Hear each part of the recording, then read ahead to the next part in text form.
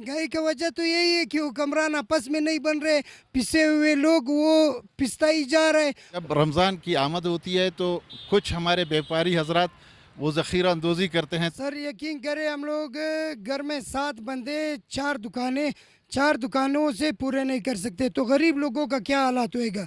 बड़े का गोश्त भी 1300-1400 रुपये में बिक रहा है। एक बंदे ने गाड़ी उठाया था, चोरी किया हुआ था, पीछे से पुलिस वाले पैर कर रहे थे। तो ये क्यों होता है? जब कारोबार बार्डरें बंद हो जाते हैं, लोग मजबूर हो जाते हैं। अस्सलाम वालेकुम दोस्तों, मैं हूं गुलाम जिलानी शाद। आप देख रहे हैं देखो बलूचिस्तान।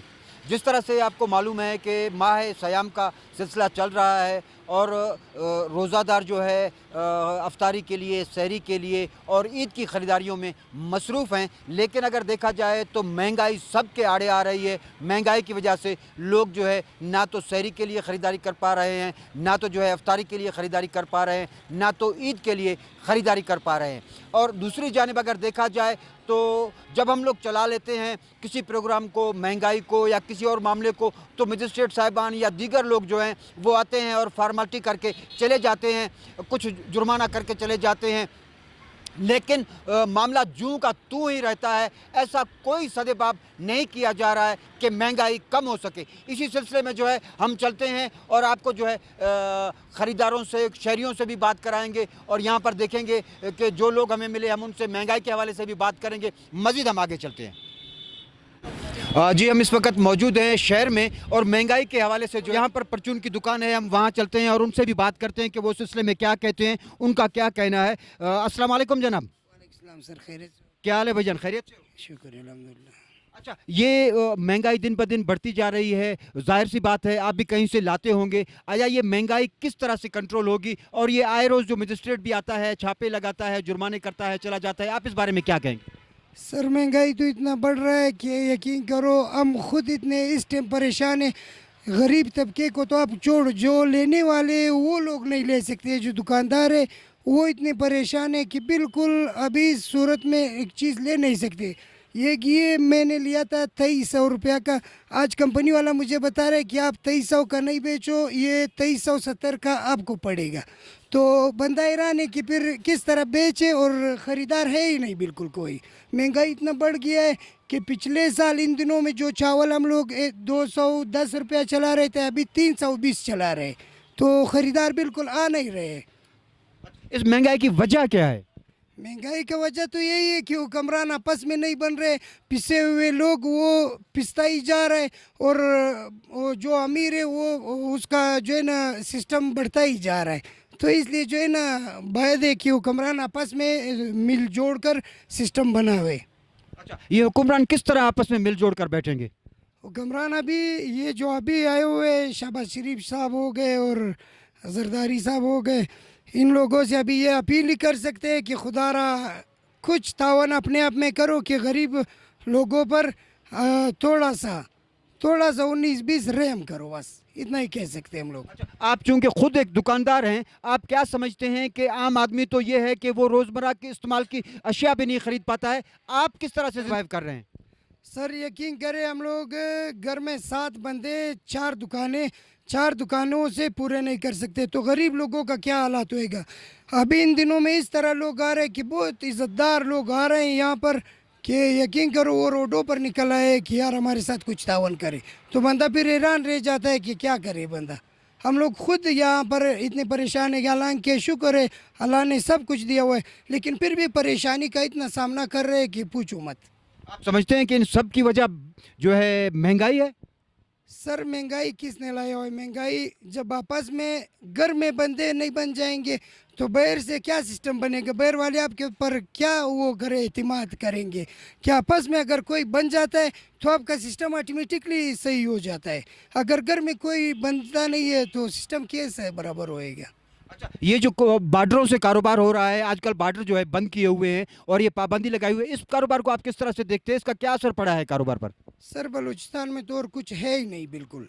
ये 2 बार्डरें थे, वो बार्डरें बंद किया हुआ है। अभी लोगों का यकीन करो, कल सुबह यहाँ पर एक बंदे ने गाड़ी उठाया था, चोरी किया हुआ था, पीछे से पुलिस वाले पैर कर रहे थे। तो ये क्यों होता है? जब कारोबार बार्डरें बंद हो जाते हैं, लोग मजबूर हो जाते हैं, हर बंदे के जाहिर सी बात है घर में बच्चे सिस्टम है, अगर कारोबार ही हम लोगों के तो सिर्फ बलूचिस्तान में और कुछ है ही नहीं। ये 2 बॉर्डर है, वो बॉर्डर अगर बंद हो जाए तो फिर सिस्टम किस तरह चलेगा? यहाँ पर सिस्टम है ही नहीं और कोई। यही 2 बॉर्डरों पर जो है ना बंदों का उम्मीदें है कि यार ये बॉर्डर खुल जाए। पिछले आप चमन का बॉर्डर देखो, 5 महीने 6 महीने से वो बंद पड़ा है, तो लोगों का क्या हालात होएगा? ये रोज़मर्रा गुजर जो है ना वो किस तरह होएगा?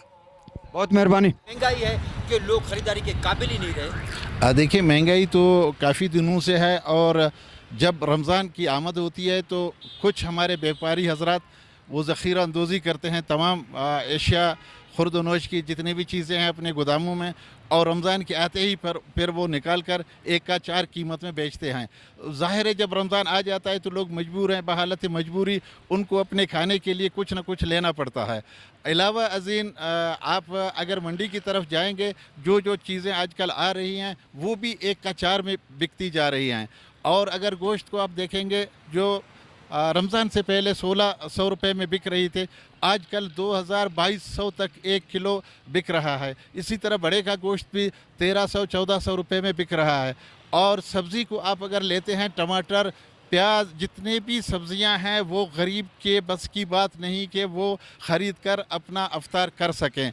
तो इस महंगाई के आलम में अगर हमारे कुछ ये लोग आ जाते हैं इनको जुर्माना करने के लिए, तो ये सिर्फ रेडी वालों के पास आते हैं, उसके बाद फिर इस तरफ रुख करते ही नहीं हैं। उसके अलावा ये ईद की ख़रीदारी का सिलसिला भी जारी है, लोग ईद की ख़रीदारियाँ भी कर रहे हैं, तो इस बारे में आप क्या कहेंगे? देखिए, ईद की ख़रीदारी तो बहुत दूर है। आजकल लोग तो अपने खाने के लिए मोहताज हैं, नान शबीरे के लिए मोहताज हैं, लोग अफ्तार के लिए मोहताज हैं। तो वो मेरे ख़्याल में आम आदमी की बस की बात नहीं कि वो ईद के लिए ख़रीदारी करे।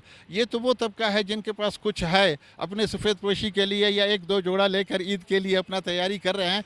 बकाया आम आवाम रोटी खाने के काबिल भी नहीं रही इस इलाके में, और ख़ासकर कोयटा में। यहाँ जिस दुकानदार की मर्ज़ी जिस कीमत पर भी बेचे, कोई पूछने वाला नहीं। मजिस्ट्रेट तो आते हैं, ये जो रेडी वाले हैं इनके पास आते हैं, मेरे ख्याल में किसी को जुर्माना करके या नहीं, इसी तरह वापस चले जाते हैं।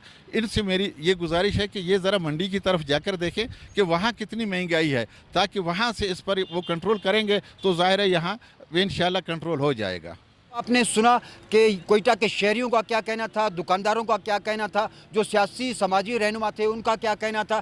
गर्ज़ ये कि हर आदमी महंगाई से परेशान नज़र आता है, और उनका यही कहना था कि हुकूमत को चाहिए कि महंगाई को कुछ कंट्रोल करे।